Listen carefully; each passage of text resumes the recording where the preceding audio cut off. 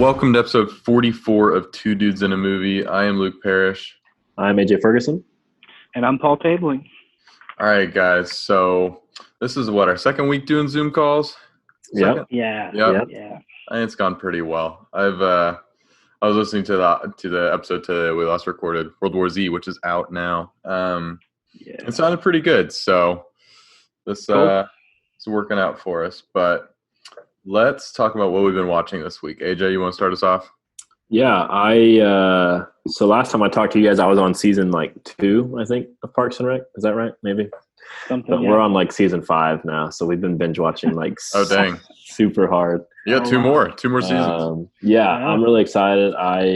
Season 4 is probably my favorite season. Is Maybe. That's the one where she starts running for office. Okay, yeah. I like that one a lot. I'm not going to say it's my favorite season, but it's really good. We just came out of that one. I got caught up on the Clone Wars. The episode this week for me, have you guys seen it? I haven't watched since the first episode of the Ahsoka arc. I'm gonna just binge them all. It's not great. Aiden hated it. He said it was the worst episode of the Clone Wars ever. I disagree with him strongly. Not strongly, but it's bottom 5, bottom 10. It's bad. Worse than the I didn't think it was. Episodes? That was my argument. Was the Padme episodes and the droid episodes weren't as bad, or this wasn't as bad as that. But it wasn't great. They're going all in on the Ahsoka with Trace and whatever her sister's name is, and the other Trace and her sister are not interesting at all to me at least. There was only one thing that was Mandalorians have a little appearance in this episode. They don't do anything, but they're there. And so that's kind of the tease to what's going to happen. Okay. But that was the only saving quality of the episode, in my opinion. So overall, Ahsoka arc hasn't been great. No. That's been disappointing. It's not her fault necessarily. It's just they haven't written very much for her to do.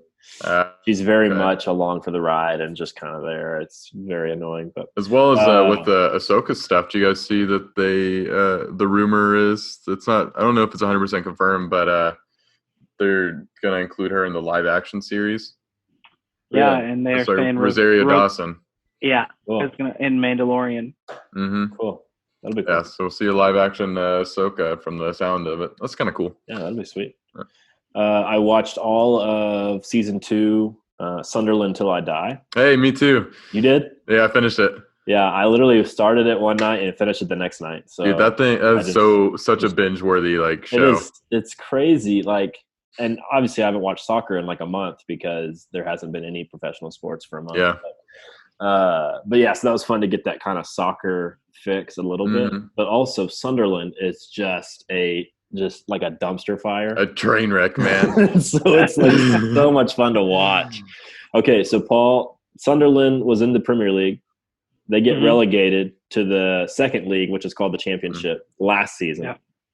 And that's the first season of Sunderland. That's the first season of Sunderland Till I Die. Is they're trying to get promoted back to the Premier League, but instead they get relegated to the third league. That's how season 1 ends. So season 2 is all about them trying to get out of the third league into the second league. I'm not going to tell you what happens, but it's amazing to watch because season 2 is all new owners, new coach, new manager, everybody, general manager.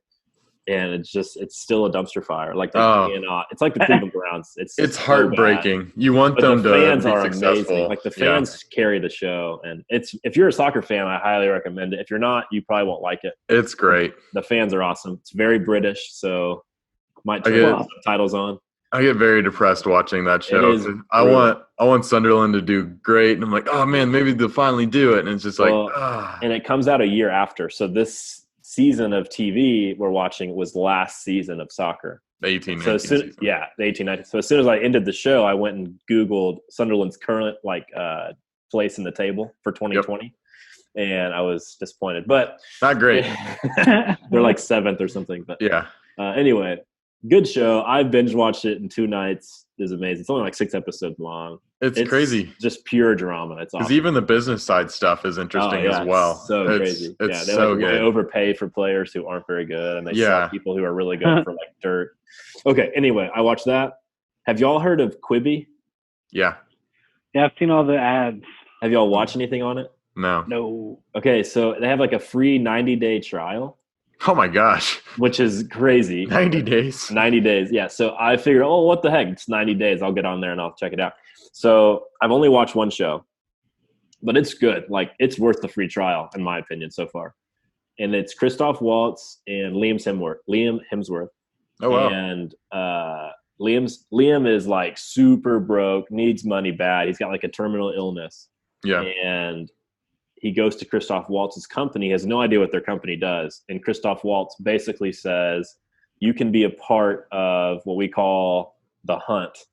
And he has 24 hours to run around Detroit and not get killed. And if every hour he survives the hunt, he gets $50,000 in his bank account.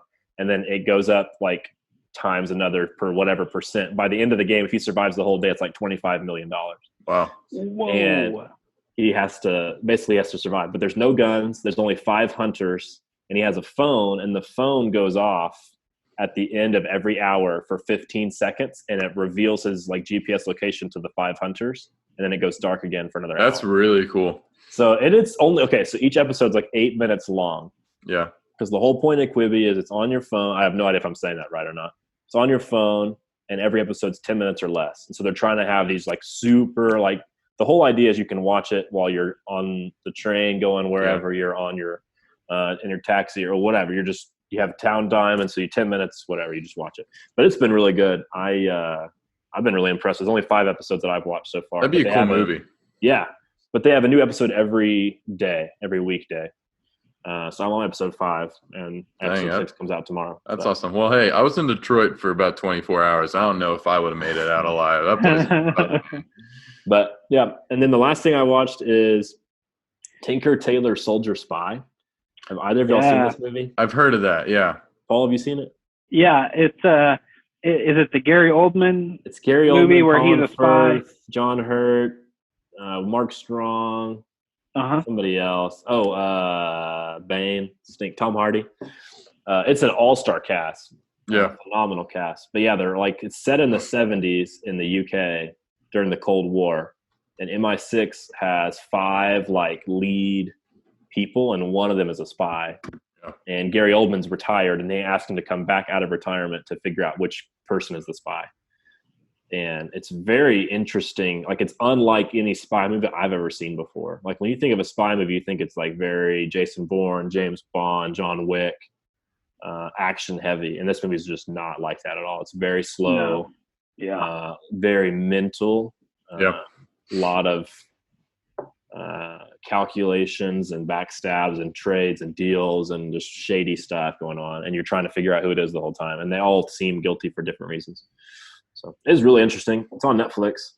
Very interesting. I still don't know how I feel about it, honestly. Like, it ended and I was just like, was that genius? Like a brilliantly genius movie?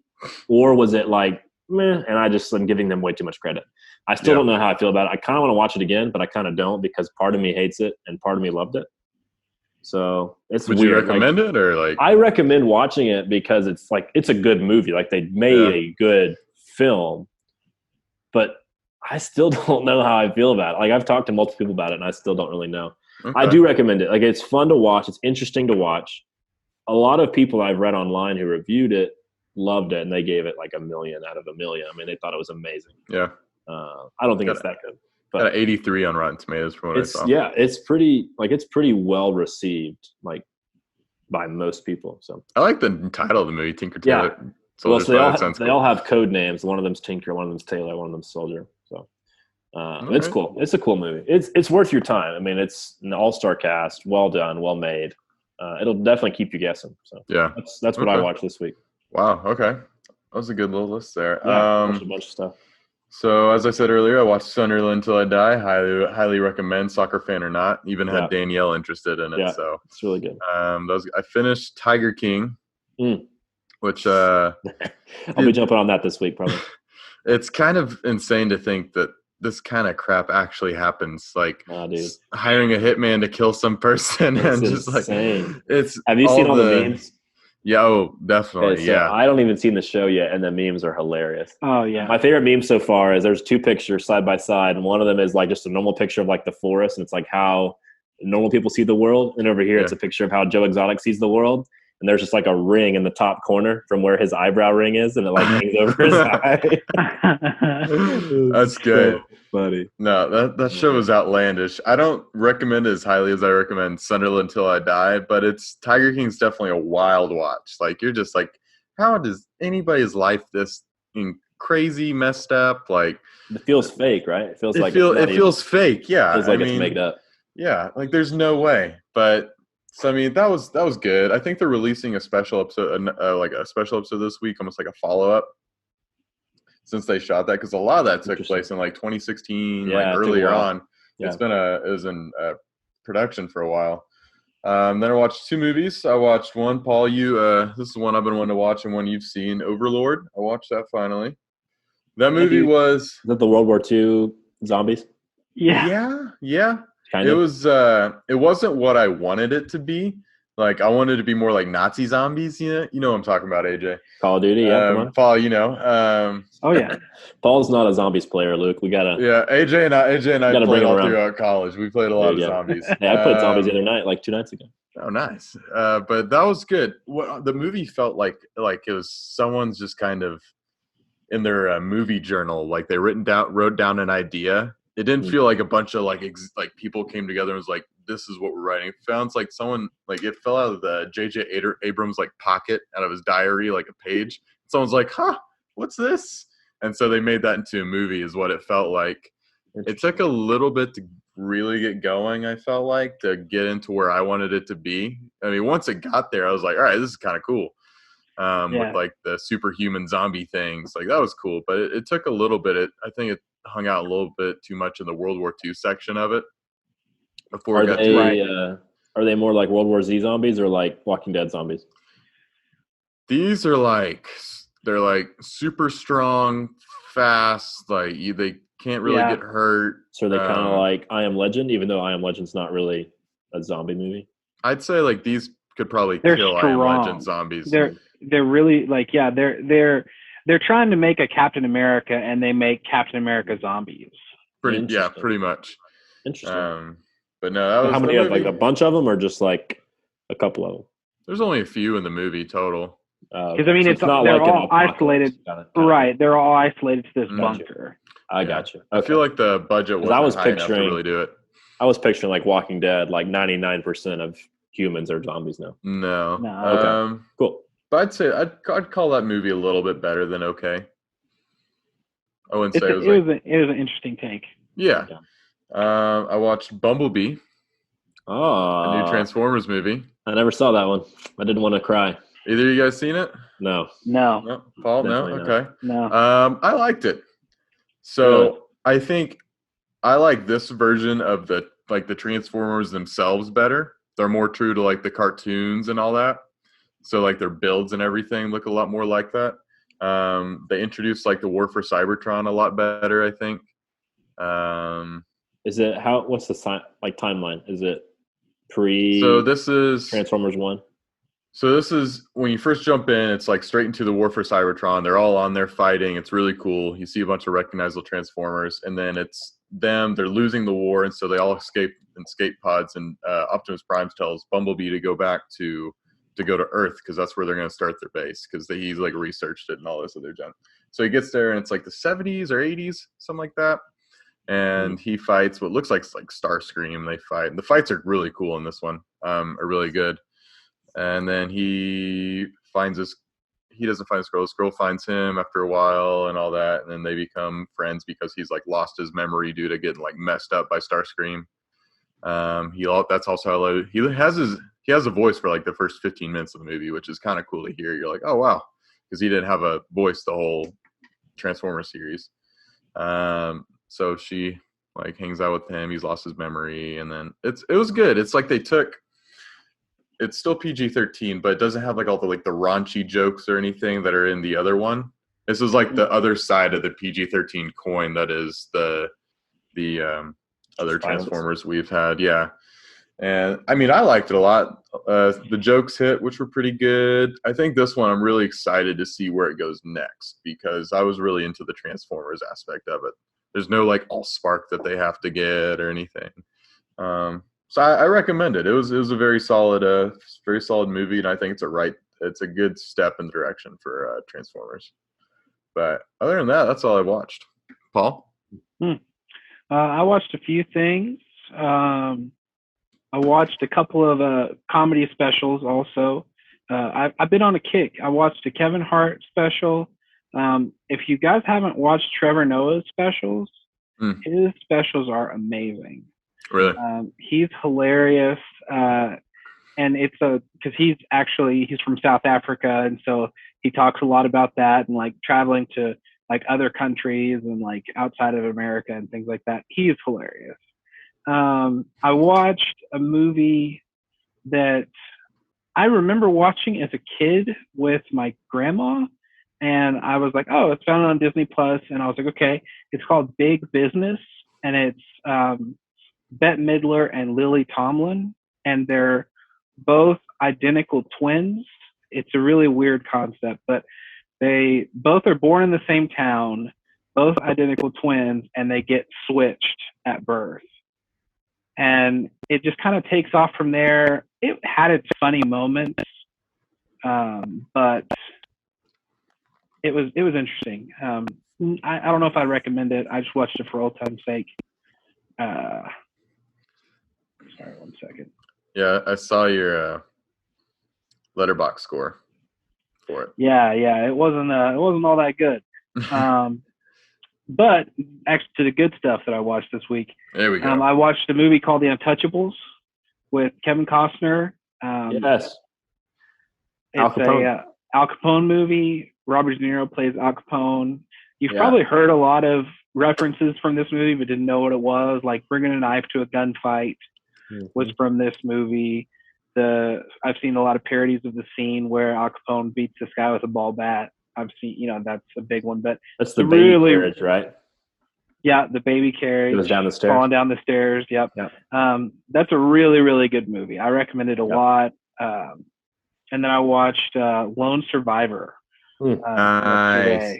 I love that movie, not just because it's Mark Wahlberg, but I just love modern day. I love military movies in all schemes, but I love modern day military movies. And what's interesting about it is the guy, Marcus Luttrell, who wrote the book, for a while, I followed him on like Facebook and Instagram and stuff like that. And for some reason, I hadn't, I guess, watched the movie again since I knew what he actually looks like. Yeah. Well, watching the movie, Marcus Luttrell plays a role in the movie. Huh. He's like one of the background other SEALs in the movie, and I was like, that's really pretty cool. And then the last thing is we're watching Community. Yes. We just watched. We're only like 5 or 6 episodes in, but my favorite episode so far is the episode with Troy learning to sneeze like a man from Pierce. Yes. Because he has the really sneeze. Yeah. And then I love when Pierce is in the he's like in the room with all the people in it, and he's like, "Here, this is a sneeze to like control the room." And he goes, and the whole room goes like deathly quiet. And then he's like talking, and he's like, "Then you gotta go." And he's like, dude, it's so funny. Oh, dude, I'm glad you like Pierce. Pierce is one of my favorite characters in the show. He's so funny, dude. Funny. I really I think Troy is my favorite. Yeah, though. Troy is awesome. And I love how him and Abed end every episode. Yeah. Like they'll be like sitting on the couch in the study room or whatever, and like making fun of the people on the other side of the glass. Yes. And then Jeff walks by and he's like, "I can hear you." And they look at all the other people. And they're like, pretend to be asleep. That's such a good show. So I really enjoy this show so far. So did you quit watching Parks and Rec in order to watch Community? No. I still let's see. I'm just not watching it as often. Yeah. Because I'm watching that by myself. Jana likes it, but I could watch it just for all sure. the time, Have you gotten to the camping episode yet? The hunting one? No, the hunting one's like season 2. Camping's like yeah, season I'm 3. still only on season 2. Okay. Yeah, when he has that giant tent with all the stuff in it. He goes glamping. Yes. Yeah. Kills the car battery. Yep. Classic. All right, but yeah, that's all I've watched. Good stuff. Dude, Community's so funny. I love Community. Yeah, it's good show. Okay, top 5s? Yes, top 5. Okay, top 5s this week. It's going to be fun. I'm excited for this one. We said death scenes / send-offs. So for me, I want to hear you guys' thoughts before we jump in. For me, I kind of interpreted it as characters who had kind of built up over either one movie or over a period of time and then had an epic final scene, final send-off or whatever. So all of my people on here are those types of characters. Yeah.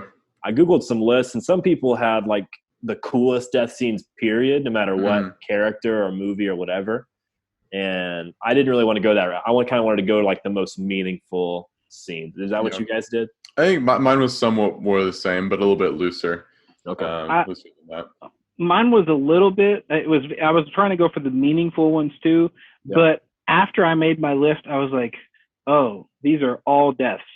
Yeah. So it's very morbid, but it's all like meaningful deaths. Mm-hmm. So I only have 2 send-offs on my list. I have all deaths other than those 2. So okay, yeah, we'll see. Okay, honorable mentions for me: Quiet Place with John Krasinski. That is one of my favorite death scenes. Just a baller move, laying down his life for his family. Super awesome. Saving Private Ryan, when Tom Hanks dies. Heartbreaking. Another heroic, very selfless death. Yeah. He's been kind of the quiet hero the whole movie and then kind of dies at the end. Okay, and then Star Wars Episode 8. I'm just kidding. I actually do like that one a lot. Yeah, Holdo. No, I do like God.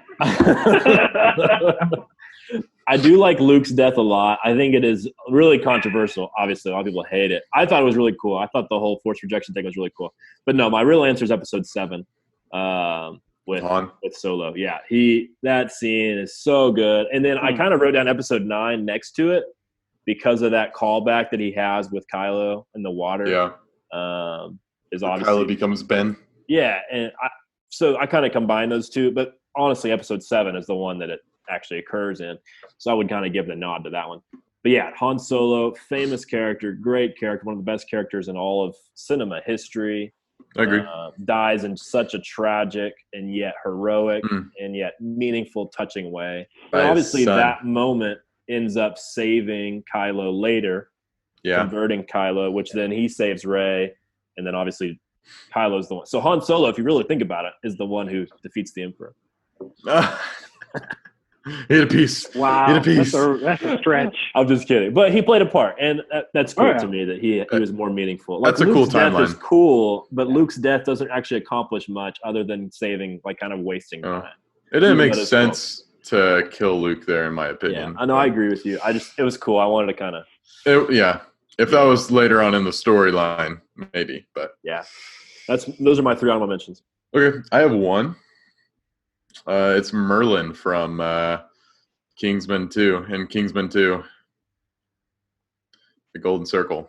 I've never seen that one. You haven't seen that one? Okay, I know Paul hasn't seen the movies, and that he's kind of like the tech guy for all the spies and everything. He's the one that supplies them with their stuff. And Mark Strong. Mark Strong, yeah. And so, spoilers, he's my favorite character. Spoiler alert, everybody!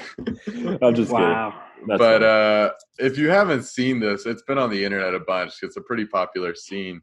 It's they're in the woods and they're outside like the main bad person's base, and they're in West Virginia. And so to distract all the guards, he's standing at the edge of the trees and he starts singing "Take Me Home, Country Road" West Virginia. Yeah, and he starts singing that and distracting all the guards, and he blows himself up to kill the guards. So dang, that was pretty intense. You had to feel there for Merlin. But that was my only honorable mention. Cool. All right, so I have 3 also. Mine is actually from the movie we're going to be talking about, so I'm not going to talk much about it, but it's sweet. Is Wolverine from this movie, Logan, James, whatever. Another one is oh my god, Brad Pitt's character from Fury. I almost put Fury on here. I thought about it. Dude, I could have put multiple of those guys as I could have put that whole like last scene. Yeah, for sure. But that's one of my favorite. You know, he sacrifices himself. You know, even to the level of telling Norman to go hide. It's okay. You don't have to die. Like that was super powerful. Yeah. And then my last one is from a movie that I don't know if Luke's seen. I'm pretty sure AJ's seen, called The Guardian with Ashton Kutcher and Kevin Costner. Good stuff. And again, spoilers at the end. Kevin Costner trains Ashton to do, the oh my god, I want to say lifeguard, but that's not right. Coast Guard stuff. A little different. But at the end, he has to end up saving Kevin Costner's character, but he saves all the other people. In order to save everybody else, Kevin Costner has to die, and it's a very powerful scene. So, I agree. Okay, my number 5 is one of my 2 send-offs, and I wrote down The Dark Knight Rises. The way that they send Batman off kind of into retirement is just awesome. I've talked about the ending of this movie before. It's one of my favorite endings to any movie. But he literally rides off into the sunset to save Gotham from the bomb, right? And we think that he dies, and then obviously very quickly after that we realize that Fox has fixed the autopilot, or Batman's fixed the autopilot through Morgan Freeman's kind of character figuring it out.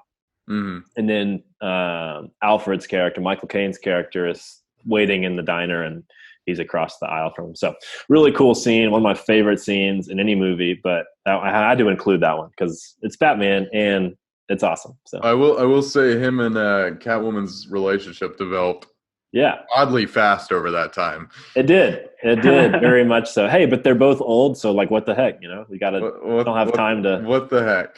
Hey, the older you are, the faster those relationships happen. I guess so. Yeah, it's like military guys, after 2 weeks. My number 5 is Rocky. Oh, okay. His send off in Rocky Balboa. Interesting.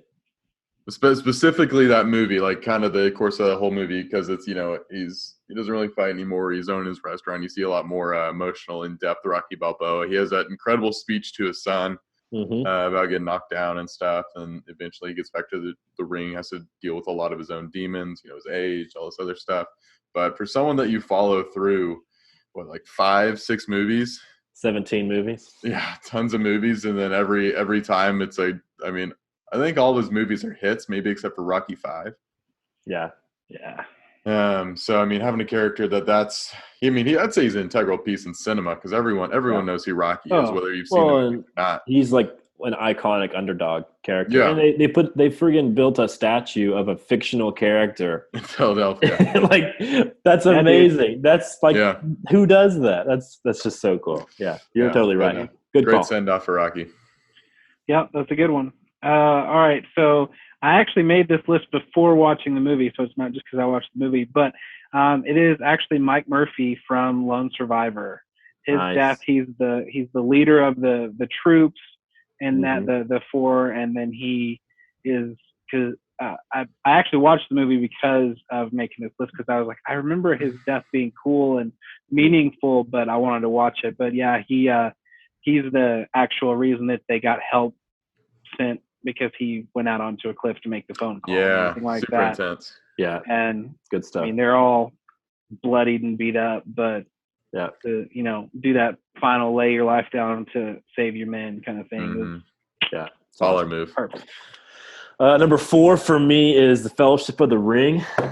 Had to include this one. Oh, dude, had to include this one. Literally one of the most baller scenes ever. That's good. I don't even like Boromir, okay? Boromir is one of my least favorite characters. He's a douche the whole He's a tool. movie. He's a total tool bag. But, Dude, this death scene is so stinking cool. Like, I remember as a kid reenacting this so many times, and then just like you know, taking the arrows. Yeah, dude, it's just amazing. Like, and he just keeps fighting, keeps killing people, keeps saving people's lives. I just it's a legit scene. I'm not gonna lie. Awesome. It is pretty great. So good. Yeah, that's my number 4. So I love that. I love Lord of the Rings, obviously, but Boromir, come on, man. What a great death scene. I agree. My number 4 is, I'm not going to say anything about it yet, but Logan. Logan from Logan. Wow. Yeah, dude. Good stuff. We'll be talking about that later. Yeah. Yeah, for sure. Number 4 for me is actually, believe it or not, also Boromir from Fellowship of the Ring. Dude, I'm the same as AJ. So good. I mean, it's his character comes around. Yeah, you hate him the whole freaking movie. Yeah. And he, after kind of betraying Frodo, realizes he's like, okay, I've been a jerk, and he helped save Merry and Pippin. Well, and you can make the argument that he's the one who plants the seed for Aragorn to actually become king. Like, Aragorn makes that decision because of other things too. Yeah. But Boromir is a huge part of that. So it's another impactful death, especially on the main character like Aragorn. So good stuff. Number 3 for me is Gladiator. I had to include this one, dude. Like, it was shocking to me the first time I saw this movie, because I was like, he's totally going to make it out. He's going to go marry that princess chick and make a new family, and we're going to live happily ever after. It's going to be amazing. And dude, I was literally torn. Like, my heart just broke because he lost his family, obviously. But anyway, spoiler alert. You haven't seen Gladiator. You're a little late to the game. Anyway. But yeah, so I love that movie. One of my favorite movies of all time. One of the best death scenes of all time.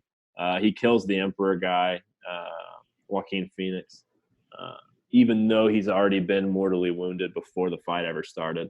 So good stuff. My number 3 is Andy from Toy Story. Wow. Toy Story 3. So as a big Toy Story fan, this was a big I thought you were going to say Andy dies in Toy Story 4, and I was like, whoa. Yeah, he's singing "Take Me Home, Country Road." That's the only spoiler I don't want, Luke. So you go on for the send-off. We're not for the death scene here. This is the send-off. Got to make that clear before you start talking. Yeah. From now on. I was like, what did they do? I was like, what possibly could happen in Toy Story 4? Oh my gosh. Yeah, he died. He jumped off a cliff to save Woody. I know. I was like, what? Sorry, go ahead. But no, so he was an integral, being a big Toy Story fan, and then him being a very integral part of the Toy Story thing. Like, it's all about Andy. That's the main goal of the toys, is really just I got to be there for Andy, and I'm Andy's toy and all this. And for I think it's emotional because we grew up with him, watching him. Yeah. And so you get to that point where he has to, he's pretty much an adult now. He's going off to college, and he's handing over his toys that he's had for 18 or how many ever years to a girl to start a new life. And, you feel it for the toys, you feel it for Andy, because you see him kind of hesitate to hand her the toys. And so I think it's emotional, or a good send-off. Just, it was perfect for what, how long we've been with them, and then, how much he meant to the toys and the characters in the movies. So I think that was a great scene. I remember a lot of people choking up in the movie theater whenever that happened. My number 3 is also another one that has already been mentioned, is Lee Abbott from A Quiet Place. Yes. So good. Dude, I remember talking about this when we did the review. If you haven't seen that or listened to that review, you should. It's one of the best ones. But I think actually that might be the highest rated movie we've ever done, average between the 3 of us. Yeah, I think so. I think it actually is the highest. So. But I remember talking about it. It's just, first of all, yeah, he's saving his kids. Sure, exactly. Big thing. But just that freeing moment of yelling for the monster. I've been quiet the whole movie. Yeah. Such a good scene. Yeah. Number 2 for me is Braveheart, man. Stinking William Wallace. What a baller, dude. Oh gosh, I mean, Freedom! I mean, the freedom yelling thing is amazing. One of the coolest moments, But him refusing to take the kind of poison, like the numbing agent or whatever that is. Yeah. He refuses to take that because he wants to have his mind so that he can actually, suffer well and not give in to the temptation to recant his position and kind of whatever. Anyway, great movie, great scene. William Wallace is one of my favorite characters in any movie.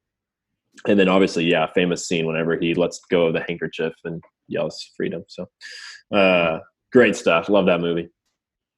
My number 2 is none other than Darth Vader in episode 6. Episode 6? Wow. Yeah. So for me, it means more after seeing the context of 1, 2, and 3. Yeah, for sure. And so without that, I don't think it was as meaningful or anything. But to see more reason why the prequels are awesome. The redemption. Episode 3 is awesome. Yeah. But see him come full circle. Starts off good but troubled, comes out, dark side, then comes back to being. I think he's fully good in that moment. Yeah, for sure. Not troubled like he was. So for him to come back full circle and for being Luke's father and just what it means for being the chosen one, all that, I think it's an iconic send-off / death. Yeah. Well, and he takes his mask off, and then they burn him, and then he comes back as a Force ghost. Just really cool kind of sequence there. For sure. So number 2. Yep. All right. My number 2 is Katsumoto from The Last Samurai. Wow. I thought you said Quasimodo. Quasimodo. No, I almost included that one on my honorable mentions. Dude, it's such a good scene. I love that movie. I think I just have having been to so many different countries, I appreciate different cultures a lot. And just the, old samurai culture is one of my favorites. But for him to, die on his mission to both bring peace, but to his group, but also to, die well is a really, it's a really powerful ending to his life. And it's one of my favorites. Okay, I have a prediction that we all have the same number 1. Okay. You're wrong. Really? Oh. Really? Yeah, and I'll tell you why. Okay, so I think Luke and I have the same number 1. I think so. Paul, do you know what it is? Yeah, Iron Man. Yeah, it's Avengers Endgame. It has to be number 1. 100%. Come on. And I even wrote Avengers Endgame, and I put ×2 in parentheses because you got Iron Man over here as a death scene, and then you got Captain America over here as a send-off. Come on. Let's go. That has to be number 1. So, Luke, you agree? Yeah, 100%. This literally caused Luke to cry in the movie theater multiple times. Yep. So. Yep. Well, it's just all in. That whole funeral scene afterward is amazing. And then Happy sitting there with the daughter. And the hologram says, "I love you 3000." He tells her he'll buy all the cheeseburgers she wants.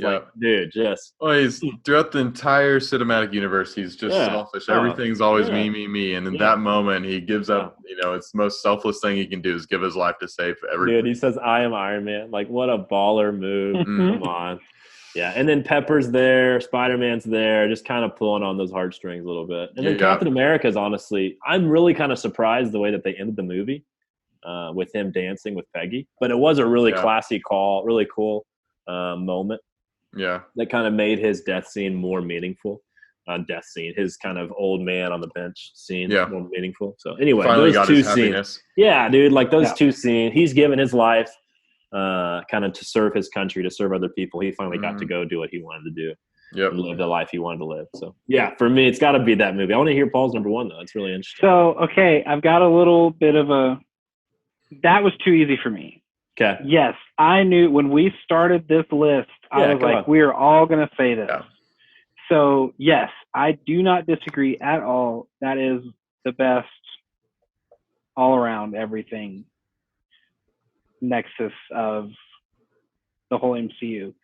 And I'm not really saying this scene is better, but it's kind of how, and to give you a little bit of an explanation, when I was in high school, I was in marching band, and we competed in the state level every year. And we knew nobody was beating this team or this school who won every year. And so that's how I felt with this. Nobody's beating Iron Man. So we always competed for whoever was going to get second. Yeah. And so this is the second. So you're saying that our number one is your number one. Right. But this one is the one underneath it. Yeah. But this one is the one underneath it. Okay, and I got you.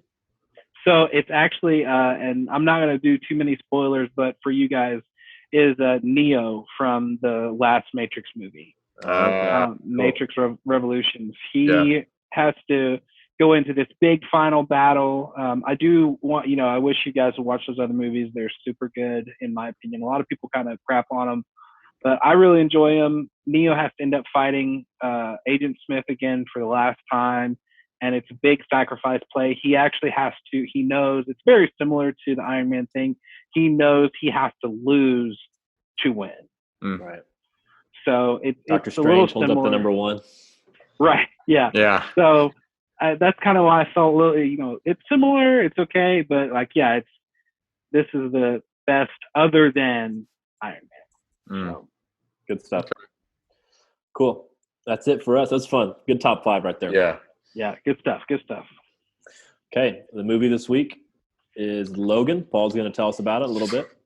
Yep. I almost read. I had my World War Z notes above it. I was like, World War. Oh no, it's Logan. Brad Pitt starts out. Yeah, Brad Pitt. Okay, so we're watching Logan, or watched Logan. In a future where mutants are nearly extinct, an elderly and weary Logan leads a quiet life. But when Laura, a mutant child pursued by scientists, comes for help, he must get her to safety. Came out in 2017, directed by James Mangold. We got. I looked Hugh him up. Jackman. He actually has some good. I never heard of him before, but he did the Wolverine movie from Japan, right? Yeah. And then he did The Wolverine. Yeah, but he did Ford vs Ferrari. Yeah. I didn't know he did that. There was one more. I forgot what it was, but yeah, I looked it up too, and I can't remember exactly. He's done a few good things. Nothing like super hit. Yeah. But Ford vs Ferrari is probably his record. best movie besides Logan, depending on what you think about Logan. Yeah. Yeah. I would say those are his best 2 movies, though. Yeah. And then we get Hugh Jackman, Patrick Stewart, and Laura's actress is Daphne King. Her first movie ever. Only thing she's done before this was like Spanish TV. Right. So soap operas or something. I just looked it up on IMDb, and all the titles were in Spanish, so I was like, okay. Spanish things. Yeah, Spanish TV. IMDb is 8.1. Rotten Tomatoes is a 93. Metacritic is a 77. It's kind of all over the board. So the Rotten Tomatoes was the highest. Yeah, and sidebar, I when putting up the Rebels stuff, Rebels has a 100 on Rotten Tomatoes. I saw that. Yeah, that's crazy. Fact. He did Walk the Line and 310 to Yuma. Yep. Those are the 2 I'd heard of before. Yeah, that was good stuff. Budget of 127 million. Earnings of 615 million. Not bad. Wow. So yeah, not bad, not bad. Really Nominated for Oscar for Best Adapted Screenplay. Nominated, not won. But, yeah, I saw that. It was the first superhero movie ever nominated for that category. Yeah. Oh, pretty interesting. Following that old man Logan storyline a little bit. Yeah. Yeah, and I did have to look it up and read a little bit of it. It's similar, but also very different, mainly because of a lot of there are a bunch of big characters we don't know of in the in the movie universe. But the whole I don't really think the adamantium thing was a factor in Old Man Logan. I think he just was getting super old. So finally, Old Man Logan, I haven't read it, but I did some research. Is a relatively popular comic series or one edition or whatever. Yeah, I don't know how comics it is, work. And it's fairly recent too. I think it's like 2016. Okay, not too long ago at all. Yeah. Yeah, cool.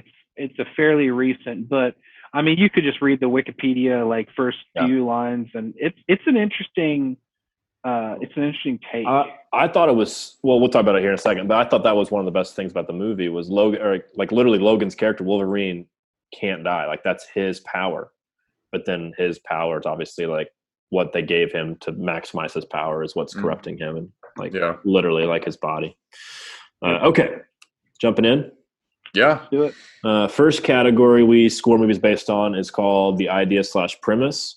So I said that I really liked like I just said, I liked the old X-Men. So I liked Old Man Logan. I liked old Professor X. I liked the post-X-Men culture, post-X-Men kind of society of anti-mutants again. Really interesting. My biggest complaint, and I'll bring this up again more in plot, my biggest complaint is the road trip idea. Like, I don't know, it just bothered me. I gave the section a 7. I liked the idea of taking the Old Man Logan idea with Professor X and trying to get them out of there and just retire and go live on a boat somewhere where Professor X can't hurt anybody. Yeah. I liked that idea. I was all in for that. And the little girl storyline is cool. Obviously, it's the heart of the movie. But for me, that kind of took points away from this section, idea/premise, just because it's such a typical, gotta get this person to this place by this date, and if we don't, bad things are going to happen. So I gave it a 7. That felt like pretty generous for me. But what do you guys think? I gave it a 7 as well. Like I said, I really like the. You don't really see any superhero movies where the person is like old. They're usually in their prime or whatever. You're not seeing someone at the very he's practically on his deathbed in a way. I'd say like he's not doing all right at all. Right. So I mean that was all really cool, like you said, AJ. And then I think I gave it a 7 because I felt like I'd seen or like experienced parts of this story before. You have the disgruntled guy that doesn't really want to want anything to do with the kid or whatever. They're not here. It kind of feels like Up in a way, just without the super peppy it just felt like okay. And I know they're trying to go for that kind of Western vibe a little bit. They're kind of riffing off that Western style, but it felt very Clint Eastwood, very John Wayne. Like, hey, get away from me, kid. I got a job to do, kind of thing. Like, I don't need that. Like, I don't know. It just kind of felt like that a little bit. I totally agree with you, though. I mean, that's his character, though, too. I mean, it's not like they changed Wolverine to be that way. He's always been like that way. He was a little bit extra cranky in this movie, I felt like, but not Old Man Logan. Exactly. I mean, he literally was just a crankier version of Wolverine. That's one of the reasons I love Wolverine. It's one of my favorite superheroes. And so, I mean, that was really cool. I think I don't hate the road trip part as much, but I think what road trips really do to movies is it segments it out to where there's like noticeable. It's like there's this piece and there's this piece and there's this piece and there's that piece. And we'll get to this more in plot for me, but what really bothered me was, like you're saying, the segments, like they got to Oklahoma City and then they were in North Dakota. It was I thought they were in Vegas for a second. Like, I thought they were too. Like the Oklahoma City casino or whatever was like, it looked like Vegas, but I was like, this is the future, like that I guess. in Oklahoma City, I promise. I guess way the worse. future. That's true. 10 years 2029. Yeah. So, I mean, who knows? We could be full of casinos, but I mean, I guess we're kind of known for that a little bit. But yeah, no, that's my 7. I feel like it was good, but not a great idea premise. Yeah, I agree. Also 7. Nothing really to add. I mean, based off of the comic, like we already said, so that already immediately docked points for me. It's not truly original, but it is an original take. That's why I did a little bit of research on it, because, again, the Old Man Logan comics were different, so it's a different adaptation of the source material. So that's why I gave it more points. As far as we'll get into those other plot things, but I didn't really feel like that took away from the idea, because the whole X-23 thing, his daughter, was a big thing too that I was really excited to see in the movie. So I actually really enjoyed that a lot. The journey thing was a little iffy, but what is his number? I forget. He's 10. Weapon X. Yeah, I thought he was 10. Yeah. I thought the purpose of the road trip was cool. So, sorry, go ahead. Oh, I thought the purpose of the road trip was cool, like because it came from that comic book. Yeah. I was in for that because that's like all the kids know, and so obviously that's like their that's where they're getting their basis for all this stuff is after being locked in that facility and everything, and they want to believe like the heroes and stuff. And so for them going to Eden, right. I thought that was kind of neat. But no, we can move on to character. So yeah, I give character a 10. I loved Wolverine. He was phenomenal. Like Hugh Jackman killed it as Wolverine. I thought the bad guy was really interesting. The kind of the first bad guy, Pierce, Southern guy. Is that his name? So I don't know his name. I just with the metal hand and like Southern accent. Yeah. Yeah. I thought he was good. And then I liked the doctor guy who kind of came in as the real bad guy later. Yeah. He was good too. He's like Riker's son? Yeah. Yeah, he was Riker's son. Something like that. I thought his name was Rice. I don't know. I don't remember. He was I know he's the doctor's, like the son of the doctor from earlier. Yeah. He says that in the movie. He has some kind of relation to him, yeah. Yeah. Oh, is that all you got more? I really liked Professor X. Yeah. I thought he was awesome.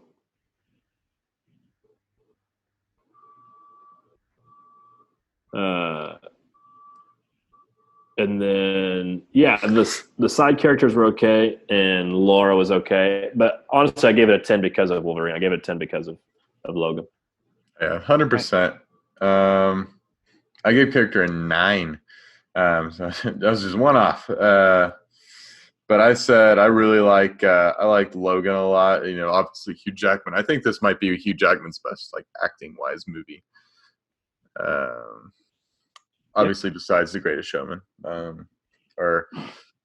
Kidding. But no, Logan was good. It was good to see him because, like, I think mostly we've known him as kind of a one-note character, really just, you know, like the cranky, like, don't mess with me kind of guy. And this, you kind of see him to crack a little bit since he has to take care of X-23. Like, it's not obvious at first, but there's definitely, he's not going to leave her behind after he figures out that, you know, hey, we do have something in common here. He goes back and saves her.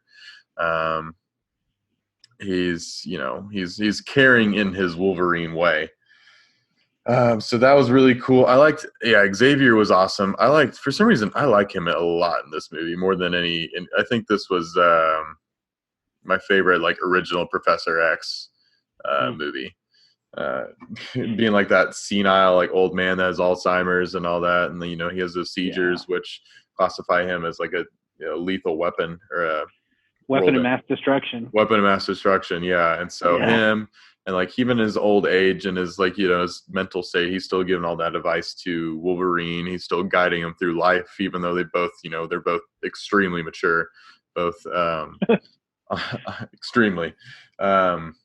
But no, he was great. I liked X-23 a lot. I thought, like, I'm usually not a fan of kid characters. You know, I mentioned that in last week's episode, World War Z.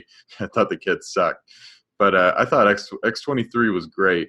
She did a good job of she gave that toughness back to Wolverine and kind of like almost matched him a little bit and stubbornness and all that.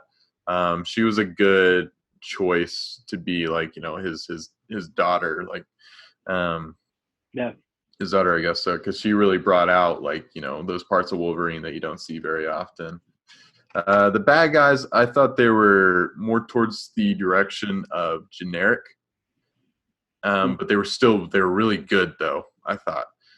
They seemed menacing. You know, you're scared of them. Like, I guess you can consider there's 3 probably of, you know, the guy with the hand, you have the doctor, and then you have Wolverine himself that he's fighting, the copy, which was intense and scary at the same time because you're like, holy crap, this is like Wolverine in his prime. But I think it's also some like deep storytelling in a way because in a way this is like, you know, a Wolverine that's cracking. He's, you know, he's not in his prime at all, and, you know, he's venturing toward his death. I think he knows that as well. And so fighting like his original version of him that's like, you know, that's just very intense, very strong, very, like, you know, doesn't care about anything. So fighting that is like almost like him having to fight him himself mentally and just get through that point. And you see through the movie where after he, finally his copy is defeated, he's able to kind of like relax and rest because he broke through that, like, that mental part of himself as well. He got past being, that angry person, that all. So I think that's a little bit of deep storytelling there, but I think, 9 to 10 is very deserving of this section. Yeah. I gave it a 9 also. Agree with everything that's been said. I actually was not a huge fan of Laura, the daughter's character, until about halfway through. The first half of the movie, she was really annoying to me. Other than, she's really cool and she can fight. I mean, that's pretty a given. But just being overly stubborn was kind of annoying. The whole mute thing. The whole, because I actually this time paused it and was like, oh, it literally took her an hour and a half to talk. Yeah. I agree.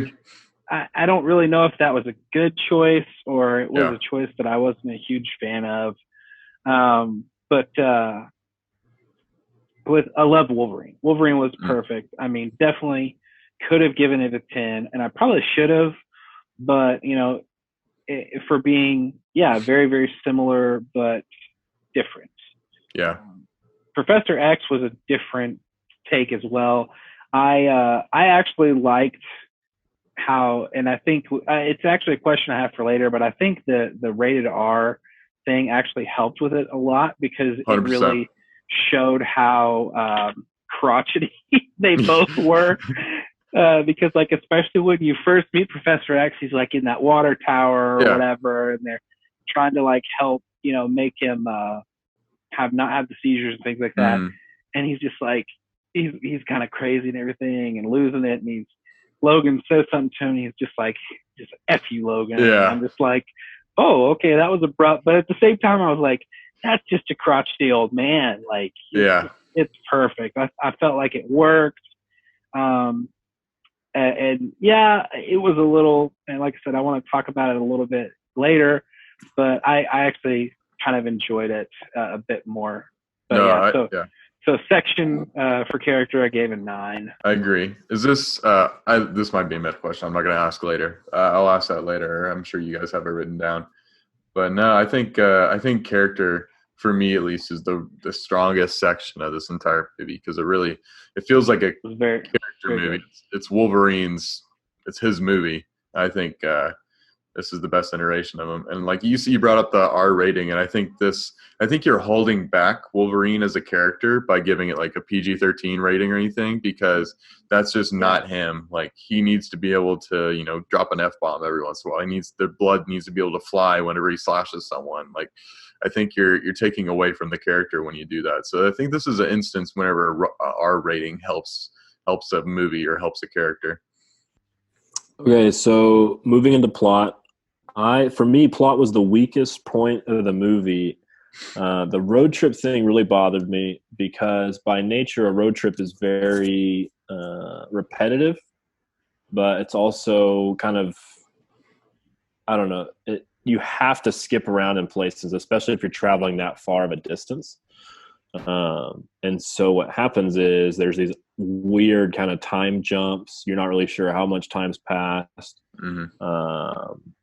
They mention it a couple times. Like I know Professor X says they've been on the road for 2 days or whatever. But it felt really repetitive. It felt like they get away for a second and they kind of get somewhere and then they fight and then they get away for a second and then they fight and then they get away for a second and then they fight. And so for me, that really bothered me plot wise. There was never really any kind of plot twist at all. There was really never any. I'd say maybe besides like his clone showing up, really, maybe be a but twist. Even like that's we've seen that before in other movies or other even superhero movies. And that's just a natural progression of what's going to happen, I think, with the scientist doing things that he's doing in the lab and whatever. And the climax is really cool. That really cool fight scene at the end is awesome. The resolution at the very end with his death scene obviously is really cool. For me, the middle is just kind of slow and repetitive, and then the beginning isn't terrible. I mean, I like the intro and everything, but it just doesn't really have any twists or turns or anything at all. It was decently straightforward, I'd say. What'd you give plot? Yeah. I gave it a 6. Didn't really want to go much lower than that because I like the movie and I like the end of the movie. But a 6 felt about right for me. All right. I'm not too far off. I gave it a 7. Talking about the road trip stuff, I think whenever you decide you're going to do that, it is very, very section-y. Like, like you said, you fight, then you go to another place and fight. Because a lot of time in that, like, in an actual road trip is just time sitting in the car. And so they're basically skipping from that to just main point. I think that's kind of the thing you run into if you do a road trip. So I don't know if know of a movie really that has, a very solid, coherent, like, road trip. Now, I would say it wasn't bad. The scenes really stopped were cool. The one where they were with the family at the farm, that was a really cool sequence. Obviously a very important sequence because, spoiler alert, Professor X gets stabbed by, fake Wolverine.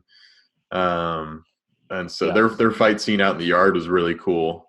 Man, that was like when Wolverine gets stabbed under the armpit. Like, I was like, oh, because that messed me up. Like, Wolverine got messed up in this movie. Messed up. Yeah.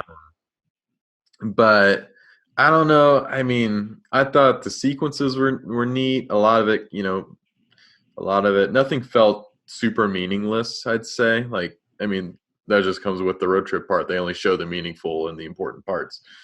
The sequence where they bury Professor X, and he's like, it's not by the water like he wanted and stuff. And Wolverine goes and freaks out on the truck, and you see a lot of emotion from him. And then, funny enough, they end up at a hospital because she stole that guy fishing, stole his truck. And, I'd say it was solid. It has its faults, but I think in the end, this movie is very character driven, like it's supposed to be. With Wolverine, I think this movie differs from superhero movies in a lot of those aspects because a lot of them are very storyline based, especially Manchester United, the MCU, because it's all about that overarching story and everything. So I think this movie, was a character movie. Obviously excelled in that. Plot takes a dip because of that. 7 seems pretty fitting, I think. Yeah. So I differed a little bit. For me, the road trip thing didn't bug me as much. It seemed like, it's a journey. For me, it seemed more like it was a chase, like a chase movie rather than, it was very storytelling, things like that. But I actually gave this section a 9.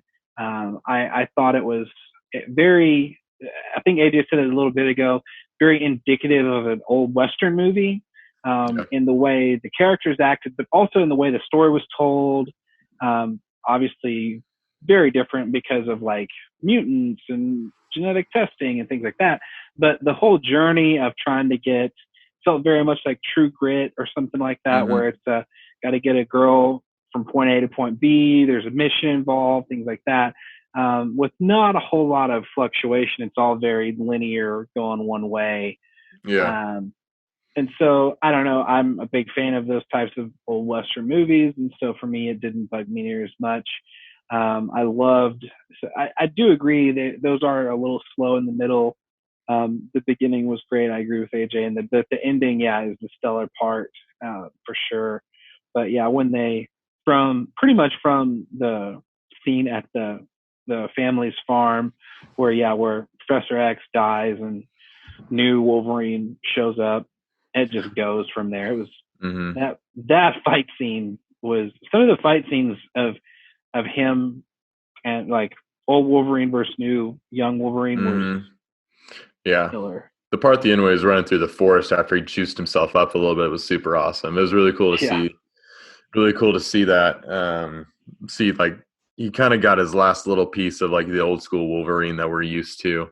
I think that was taking the the green juice or whatever, dude. Yeah, that was really cool because like when one of the big stigmas with Wolverine is that like the Wolverine like yell or whatever, and to like see it, like not see him but hear him like yelling in the distance. Like I was just like, oh, that's so cool. You're like, so here he cool. comes, like the one-man wrecking crew, just like comes in, just murks everybody until obviously the green juice wears off. But I think that end scene, and then I think this was a pretty perfect send-off movie for that character. For real. So our next section is conflict, tension, urgency. This section for me was really interesting. The conflict was outstanding, especially the internal conflict with Logan. Yeah.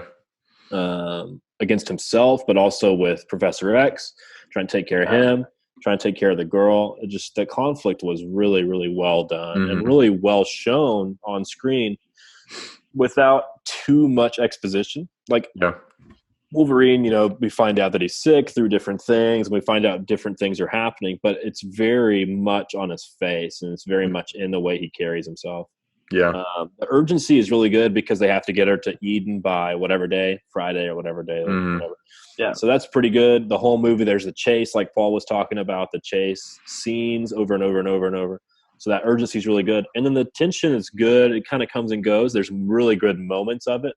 Yeah. I gave this section an 8. I thought it was really good. It wasn't necessarily like outstanding, but I thought it was really, really good, above average, well done. Particularly the conflict for me. No, I agree. I gave this section an 8 as well. An 8 as well. The urgency, obviously it's a giant chase, like basically across the country. Yeah. Very much like Star Wars Episode 8. A very long chase scene, but I'd say better. This is better than Episode 8. Yeah, instead of running out of fuel, they just had to change cars because they crashed them. Yeah, no joke. Because I think in this you truly felt like the bad guys were on their tail the whole time, because they did a couple really cool shots where you could kind of see them off in the distance. Like there was that one, I think they were at the family farm maybe, and it was nighttime, and you can kind of see the trucks drive by and the headlights. And they don't say they're the trucks, but you just see a bunch in a row come by, and you're like, oh crap! So a bunch of implied urgency there. And then obviously you said, I think the conflict really carried this section 100% because Wolverine's a very conflicted character anyways, just throughout the entire span of like the movies. He's always conflicted, it feels like. But this, like you said, he's feeling it with, X-23, I think himself. I think he knows I think he's ready to die the entire time. I think Professor X or Laura says that the entire time at some point, like you want to die. You're trying to and so that was there, him and Professor X, like he said, the actual conflict itself, them, good versus evil in those aspects. So I think this kind of paired well, the personal internal conflicts really paired well with the characters. And the combination, I think these two sections is what really made this movie, the internal conflict and then, the character. And so I think that's true. An 8 really works for me, Paul. I think that's a really good point. Of kind of merging those two sections, the conflict and the character, like because those are my two highest rated sections, and like you just said, like that's the reason why, is because like Wolverine's conflict is what makes his character. Like, so I think that you just made a really good point. I just wanted to say that you did. That was awesome. Appreciate it. Yeah. I mean, I agree. I also gave the section an 8. Really the only thing that, I agree. I can't really add anything to conflict and urgency. Yeah. The internal conflict of, just battling what's literally inside of him, like literally internal. Yeah. The adamantium, heavy metal poisoning, whatever. But I thought there were also really good scenes of tension, mainly between the characters because of, like him and Professor X are fighting, him and Laura are fighting. But also the scenes of like when it's really tense because the new Wolverine is just like smashing him, just like going to town, like when he like slices him like down his back, and it's just like you just see the pain, and then like that entire fight, I was like, he's gonna die. Like I thought he was going to die right then. At the farm. At the farm. Yeah, and then that messed dude up. swipes him with the truck and things like that. And I was like, you know. Like, well, and then he tries to shoot him. Yeah. Yeah. Because first of all, that guy was dying anyway. He knew it. But he was just like, I don't understand what's happening right now. Very confusing situation to be like, what? Yeah. Well, and I'm glad that Logan picks up Professor X and tells him it wasn't me. Like that was a good kind of, I don't know, add in or whatever. But that was cool that he didn't die thinking that Logan was the one who killed him. Yeah. Okay, cinematic elements. For me, this was a tough section to grade because they had some really good qualities, but there were other things that I didn't like about it. The acting was phenomenal, like Luke said earlier. Hugh Jackman, we'll talk about this probably on meta questions, but to me, this is Hugh Jackman's best performance. Mm-hmm. Possibly, I think I'm just going to say it's his best performance. But the writing was good. It wasn't exceptional. There wasn't anything outstanding about the writing. The cinematography was whatever. It didn't really do anything special for me. There wasn't any blatant, mistakes or weaknesses or anything. The music, I noticed it a little bit here and there, but it wasn't anything, like I said, it was kind of average. So it was a solid movie. There was nothing that it did really exceptionally well, in my opinion, other than acting. Yeah. My biggest complaint was the violence, and it didn't bother me necessarily. Like morally, it didn't bother me at all. Like, it's whatever. But I don't know. It just felt forced. Like it felt like 300 a little bit. Obviously not to that extent. You know what I'm saying? Yeah. But that's what it felt like at moments. It was like, let's see how many guys' heads we can cut off and see how many cool ways we can stab people in the face with like these Wolverine claws. And like I said, it didn't bother me, like gross me out, or even like, oh, this is terrible. Like how could a human being, whatever. That's not where I'm coming from at all. I'm coming at it from a cinematic perspective. Like, let's just, Walking Dead, make this cool and gory and just go at it. Like, and to me, that took away from the movie a little bit. It was distracting. That's what I guess I'm trying to say. Okay. So I gave this section a 7. I think it did a lot of really good things. There wasn't anything that was outstanding. Mm-hmm. Wasn't anything that really was terrible. No glaring, errors or problems. But for me, the violence was just over the top and really distracting. And like you could tell that they wanted to have these really cool fight scenes with really cool, like little, kill blows and whatever. Mm. And that doesn't bother me, but it kind of took over the movie at times. Okay. I gave this section an 8. I thought, let's see, I'll start with dialogue. I think dialogue, like you said, wasn't anything special, but I do think it had its shining moments. Like there's a couple of cool moments for sure. Specifically when Professor Xavier kind of tells Wolverine to just like chill and just like take life in or whatever. I can't remember the quote exactly, but at the end when Wolverine's dying, like the last thing he says is like, oh, so this is what it feels like. That's him, sitting there just kind of relaxing for the first time. So was that okay? So was this what it feels like? Was that death or love or both or relaxation? Like I was thinking about that. I think that was him being at peace for like the first time ever. Okay, see, I interpreted it as death first because I was like, well, Wolverine can't die, so that's what it feels like. Yeah. And then I was like, but also it means love because he really hasn't experienced love in that way up to this point. So I thought it was kind of both of those things. Paul, how did you kind of interpret that scene? Yeah, I thought it was death, 100%. He's killed. Let's be honest, tens of thousands of people probably. He's like 500 years old. Yeah. And that was another thing this movie did. It really didn't take out any of the other what people might consider bad Wolverine movies, like because like the Wolverine Origins movie, it shows like him like being a child in like the 1700s or something or other, and then you see like all these wars they go through. So I mean, like that's how I interpreted it. Of like, oh, I've taken so many lives, I've killed so many people. This is what it feels like to actually die. So that's how I interpreted it. The other really cool line of dialogue, back to Luke's point, that I enjoyed was whenever he says bad stuff happens to people that I care about. Yeah. And then she walks away and says, well, and I have nothing to worry about, or I'll be fine, or whatever she says. I was like, that one, that's good. That was good. That was good. Good line. Yeah, there were several moments of dialogue that I was really kind of impressed with. I think so the shots were good. There wasn't anything like outstanding. There was some shots I noticed that were like, oh, this is really like really neat, really interesting. But the color grading I liked. So there's a lot of orange tones to it. And I thought for some reason I felt like that served the movie pretty well. I was kind of looking for like that blue too, because in some scenes you got some blue. So I'm like, oh my gosh, are they doing like the OG X-Men colors or something? Like, is that how they're color grading this?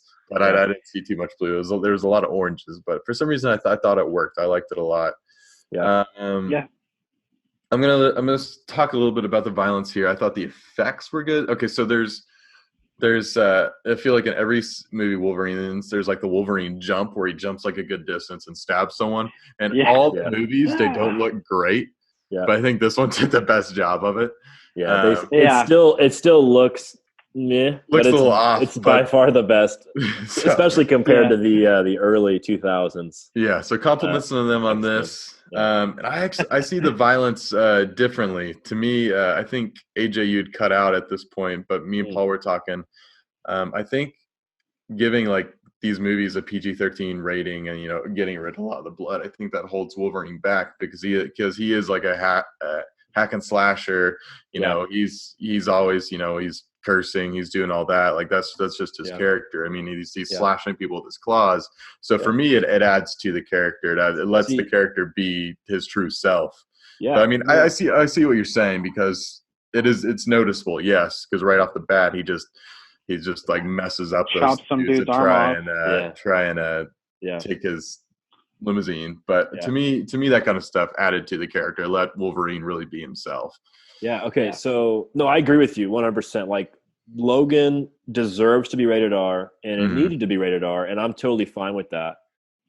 Because, like you said, that's Wolverine's character. It's kind of like Joker. Like Joker gets his own spinoff movie. Like he deserves a rated R movie. Like that's Joker, right? It's the same as Wolverine. He's kind of an anti-hero.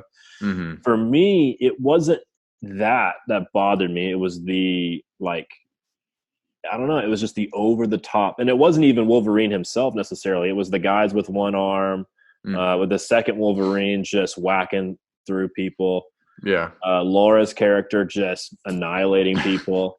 It was those other characters who were just as cool and just as, Spartan-esque in that 300 style. Like Leonidas in 300 isn't like overly impressive because they're all like that. Yeah. Does that make sense? And so to me, that's why it distracted from Wolverine, from his story, because they made it more about that and less about his character, less about his story. Okay. And that is part of his character, and that is part of the story. And I see your point. But what'd you said an 8? I gave it an 8. Yeah. Paul, what'd you give it? So I gave this section an 8 also. I'm going to try and think of some things that you guys didn't mention because I agree with everything. I'm more with Luke in the camp of the violence thing. I actually really enjoyed it because, again, I kind of feel like I'm with Luke of like it needed to be this way. We needed to see an overly violent Wolverine and just movie, in my opinion. But I also really thought like the makeup, like of all of his like scars and all the like practical effects and stuff like that looked really good. Yeah. And then, just how they made him look old, made Professor X look even older. Things like that. This movie did, again, really well with a lot of the practical effect aspect of it. Some of the CG stuff was a little off, but nothing that's like, oh, yeah, this one moment was terrible. Yeah. I thought them pulling the bullets out of them were really cool. Like whenever he's and the bullets like are falling out of his chest into the sink, and then you see Laura like suck the bullet out of her arm and spit it out. Yeah, that was cool. So I mean, it's a lot of those things really I thought were good stuff. The music was interesting because again, it was very Western-y. Like there was a couple of scenes that had like that almost like harmonica sound. Or like a real acoustic guitar heavy like like really depressing sounding, and it's Marco Beltrami, something or other. That's just kind of his style, is that kind of like minor key, like low key, like almost dissonance, trying to make you feel on edge kind of thing. And so I thought it was cool. But yeah, there were a couple of them that I was like, man, this just sounds weird, but it was trying to make that Western feel more noticeable. I remember when the trailer came out and they had the Johnny Cash song like playing with the trailer. Hurt. And then at the end of the movie, obviously they have the Johnny Cash song at the end of the movie, which for me was a weird vibe that they like, I agree. But I understand the song because what the song is about. Yeah. And it's a good song. But just at first, like how upbeat the song was, I was like, man, that just kind of felt weird. But anyway. You have that big moment whenever they bury Wolverine and she moves the cross to an X. Which was really cool. Really cool. You're having this big moment. I was a huge fan of the last shot. That was really cool. With the X, I love it. That's awesome. Anything else? That's all I have. I mean, this movie, I think this was a great way to send off a character, one of the best ways. For sure. And then like those little moments, like making the cross into an X, and then like the little part, like when he says this is what it feels like whenever he's dying. And I think this movie did a great job of including those moments without making it feel forced. Everything felt pretty organic, story wise. On a scale of 1 to 10, how big of X-Men fans are you guys?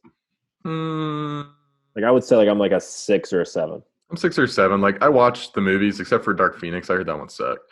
Like I've seen them all, but I'm not just like, oh, X-Men, like. So we just talking the movies? Just in general, Oh yeah, probably around there. I mean, if you added like some other stuff, like I'm a big fan of the older TV show that's on Disney Plus. I recommend everybody watching, and the comics and things like that. So iconic intro. Yeah, but movies probably 6, 7, something like that. This is probably the best one. Yeah, okay. So, well, first of all, total score. My total score is a 38. What did you guys have? I have a 39. I have a 41. Dang, we're all pretty close. Pretty close, yeah. Good stuff. Yeah, so for me, this is the best X-Men movie. You guys agree or disagree? Hands down, 100%. Yeah, I mean, yes, it's the best. I mean, like I really liked X2 a lot. Yeah. I like the last. I even liked the Last Stand was good. I like the very first one a lot. Yeah. I like the X-Men Origins movie with Wolverine. Most people don't like that movie, and it's not great, but I enjoy it because Wolverine's my favorite X-Men character. I enjoyed it too. I like the story. Yeah. The way that some of it looked and for things sure. like that, I was like, whoa. Yeah. I didn't like the Wolverine, like his second standalone movie. Japanese one. Oh, the Japanese one. You guys see the samurai sword? Yeah, the samurai sword. There was a lot of in the cabin, callbacks to the movies. So do we all agree that Wolverine's the best X-Men character? Cyclops was my favorite for a while. Really? Yeah, and I like Professor X a lot. Professor X is my number 1, number 2 with Wolverine. Wolverine's probably number 1, and Wolverine's top 3 for me, but I don't know if he's number 1. He's up there though. Dude, see, for me, he's got to be. What'd you say, Paul? I like Wolverine. I mean, he's probably my number 1. I mean, I'm actually a really big fan of Magneto also. I love Magneto. He's one of my favorite bad guys for sure. When they were doing so powerful, that's such a cool power. Oh yeah. When they were doing they did the Wolverine Origins, and then they did the whole First Class and everything. They talked about doing a Magneto Origins movie. Yeah, dude, like just to stand. And I was like, that would have been. They totally should. They included moments from like his backstory in it, and they were really cool. I haven't watched any of the First Class movies. I've been putting that off, and I want to, but they're not great. They're not great, but they're not horrible. Yeah. Like Apocalypse is okay. I like Magneto and Professor X, so I'll probably just watch it for them because they're I would say watch First Class and Days of Future Past. Ooh, Days of Future Past is good. I've heard Days of Future Past is cool. That's probably the best of the First Class ones. Yeah, those two are good. Apocalypse is and then I haven't watched Dark Phoenix either, but I heard Apocalypse should have been like a Thanos MCU kind of thing, because it's like, here's the most powerful mutant of all the first time, and then there he goes. See you later. Yeah, they really did not do him right. Paul, do you have any meta questions? I have a couple. One we've already kind of hit on, but let's kind of dive a little bit more in. Did the movie being rated R help or hurt the movie? 100% helped for me. I agree to an extent. I think that the directors went a little bit crazy and were like, hey, it's rated R. Let's just go for it. And the language didn't bother me. I don't mind that at all. I thought that was actually funny at moments, especially the car scene when he's hitting the car with the shovel. Yeah. Hilarious. I was dying laughing. It was so funny. It's not really that funny, I guess. It's kind of sad, actually. Yeah. But I thought it was pretty funny. It was funny. I thought it was pretty funny. So I'm going to say yes, it helped the movie. But to me, they couldn't help themselves. You know what I'm saying? A little bit. And they just kind of were like, this is cool. It's rated R. Who cares? Let's throw it in there. And to me, that kind of hurt it a little bit. But I think overall, it deserved to be rated R. I think that they did a good job with it. Yeah. To me, there's some characters that have to be rated R. It's like the Deadpool movies. Like, those could not be, like, Deadpool could no way have a PG-13 movie. Like, it just doesn't make sense. Right. Even though they did it with the second one, they re-released a PG-13 version. Yeah. Which was even funnier. But, yeah, like, you couldn't do just a standalone PG-13. Well, I don't think it would do Logan justice. Like, it wouldn't do his character justice to send him off like that. So I agree. I just think that the directors went too far.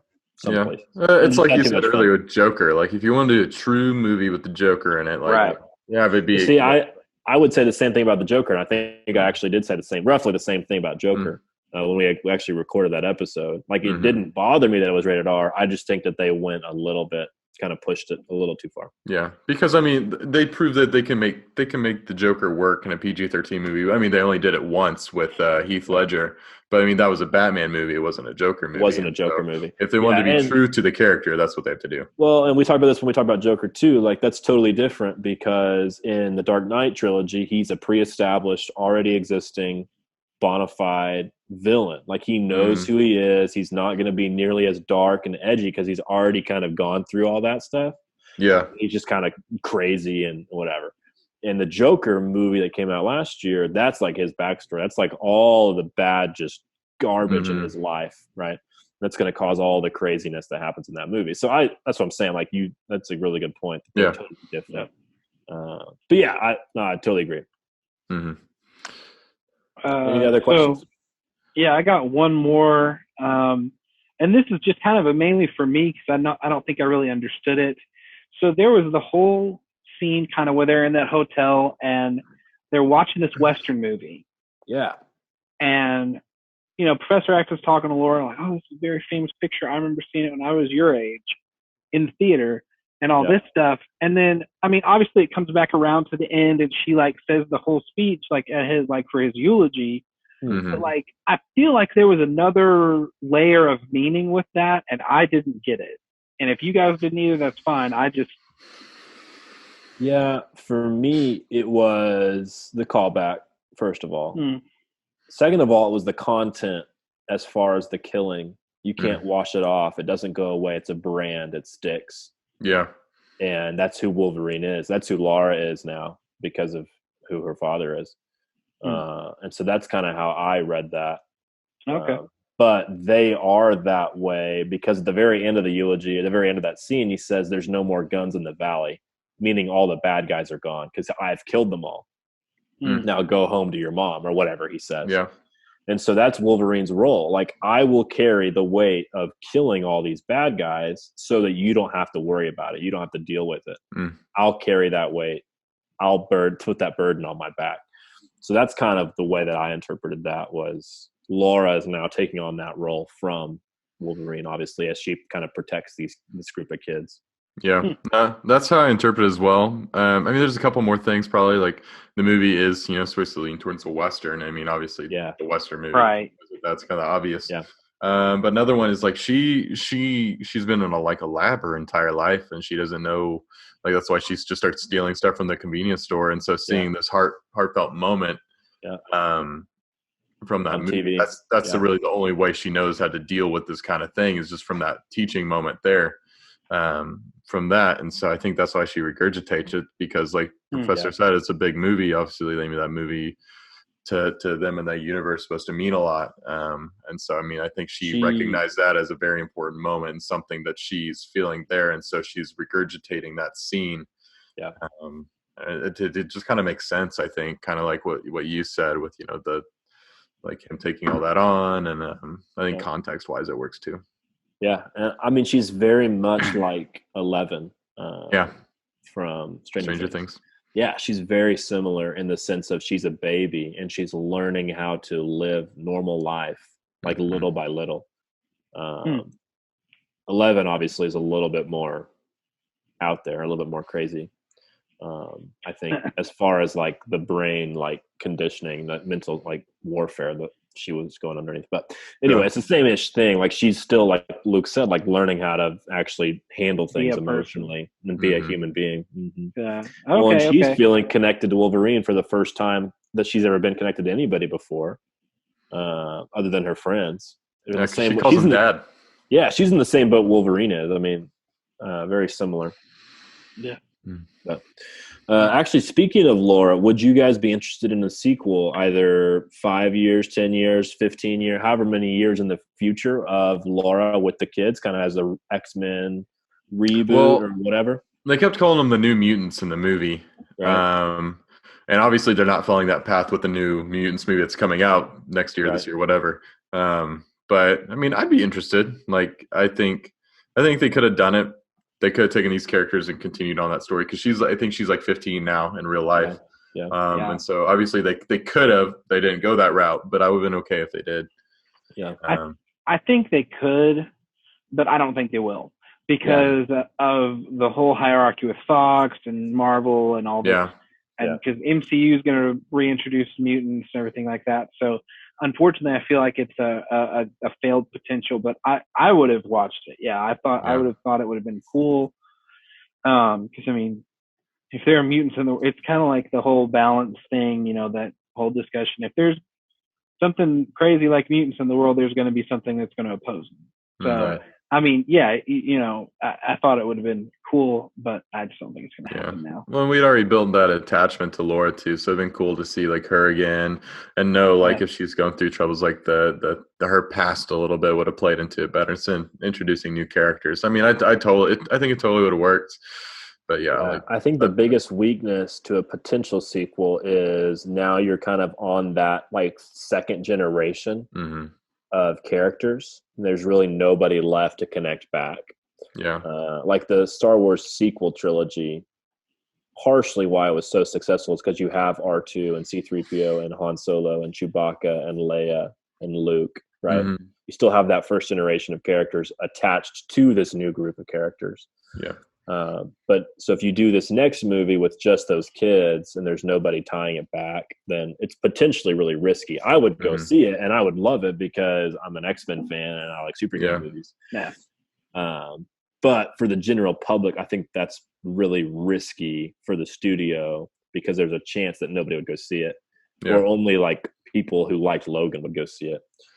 So I think it's a big risk. That's all I'm saying. Yeah, I think it would have taken away from Logan too if they would have done a second movie. Yeah, that's because this did feel like a final chapter. This did feel like, you know, a very solid end, and I think to continue on with that, it almost would have felt cash grabby maybe, or just something trying to play off the success of that movie. And so I think if you're going to do it right, I think it did need to end there with the characters and everybody. Yeah, and hey, there's a chance those kids just turn out to be normal kids. They don't have to actually fight anybody or do anything. They just, like Wolverine saves them, and they actually go and live, you know, normal lives. Yeah, go to Canada. So, yeah, exactly. So there's a chance that's actually the end of it. That'd be cool. I mean, Wolverine needed to die for something, so makes sense to me. Yeah. Continue on the next generation of mutants. Yeah. Any other thoughts, questions? That's all I got. I thought of one more while we were. How do we feel about having like the comic books within a comic book movie? That was a little weird for me. That felt very, like, I don't know, almost too self-aware. Like, in what world? I don't know. I don't feel like Wolverine's the type of person in that world to have a comic book that he like is like, oh, this is, I don't know, like that just felt, I don't know, it felt out of place for me. I mean, I think we do the same thing with like our real life heroes, like the people in the military, like how we retell those stories through movies and books and other stuff like that. I think that's kind of the same way. Like, because I mean, it's different. Obviously, they're superheroes. Yeah. But I think it was cool I liked it a lot because seeing him say like, that's not how it happened. This is all, this fabricated. They took this one thing and made it into something completely different. Like, it was cool seeing him like sit there and be like, I lived these moments. I know how it truly happened. Like this, none of this happened. Like it was cool. It's almost like if, you played a war movie and it was incredibly inaccurate to the true story and you have the guy sitting there saying like, no, I lived through this. Like this is how it didn't happen this way. Like I did this, not that. And then this person was never there. So I think it was a cool way of showing like the X-Men history in the past, because a lot of those are showing Wolverine in his prime and all that. And like for him, I thought it was really cool. It added an element to me that I liked, because I think that stuff it's almost like breaking the fourth wall in a way. But for me, in like a real world scenario, it made sense. I think that's what the movie was trying to be. It was like very real. And they use comics in Spider-Verse, right? Yeah. That's true. Yeah. Yeah, it took me off guard a little bit because Wolverine's just not, in my mind, he's not a comic book kind of person, I don't know. It just kind of threw me off a little bit. Which obviously he is a comic book character. That's where he comes from. But I don't know. It just threw me off. It weirded me out. It didn't bother me. I get it 100%. I was just surprised that she like pulled it out and was like, here's the like destination. And it was like, I think it was a plot point, obviously, because Wolverine, right? Like he didn't, trust it because he thought that they were just getting that address from a comic book, which I guess they were, but he didn't believe them because of that reason, which served the plot, obviously. Yeah, it was cool seeing his hate for it. I like that. Is that it for Is that it for questions? Did he smile the whole movie? Ooh, I think he did. An example. I did at the end. I think he did just a little bit when he was dying. I think so too. Very, very end. Yeah. Like when he said, "So this is what it feels like." Yeah, he like kind of just grin. That's the whole time. That's the only time he ever smiled too, if I remember correctly.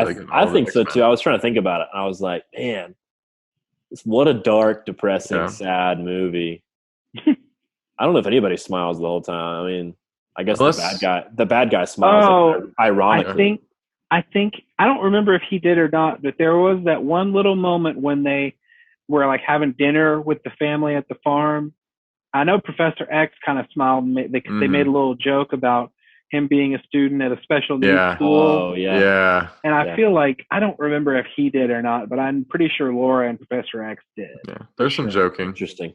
Maybe I just couldn't think of an example. That's good. Yeah. But no. So are we all in agreement that this is Hugh Jackman's best movie, or do we got any other thoughts on that?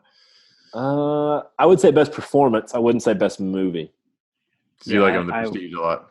I would say Prestige is a better movie. I mean, I guess I'm talking performance, but like this performance, is his best acting job. Yes. Yeah. Performance 100%. Yeah. I agree. For sure. Was that all we got? I think that's all I got. All right. Next week's Darkest Hour, right? Yep. Yeah. Darkest Hour. Winston Churchill. He won an Academy Award. AJ pick. Yeah, he won an Academy Award for playing Winston Churchill. Come on. I think Logan was mine, right? I think so. I think it was a Luke pick. All right. Well, I'm excited to watch Darkest Hour. It's one I've been meaning to watch. Honestly, I've just kind of forgotten that it even existed. Not in a bad way. It's just like there's so much stuff.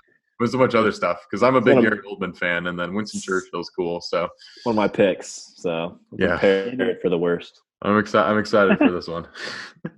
Put the Simon Cowell mask on. You gave this one a 39. Come on. That's what I'm talking about. Yeah. Okay. All right. Well, that's it. Well, that was episode 44. We'll see you guys back next week for 45. Getting close to 50. Peace.